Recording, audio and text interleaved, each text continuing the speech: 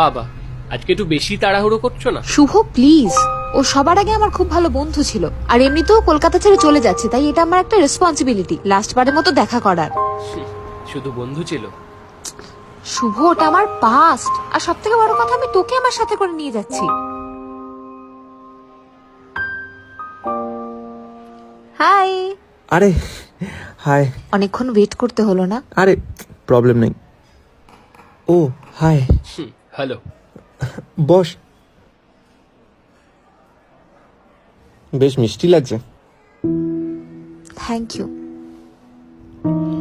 কিছু অর্ডার দিই? হ্যাঁ হ্যাঁ। এক্সকিউজ মি, দুটো চিকেন সাপটা আর। দাদা চিকেন সাপটা তো আর পাওয়া যায় না। পাওয়া যায় না? আপনারা কবে আসতেন স্যার? 2015। 15 15 16।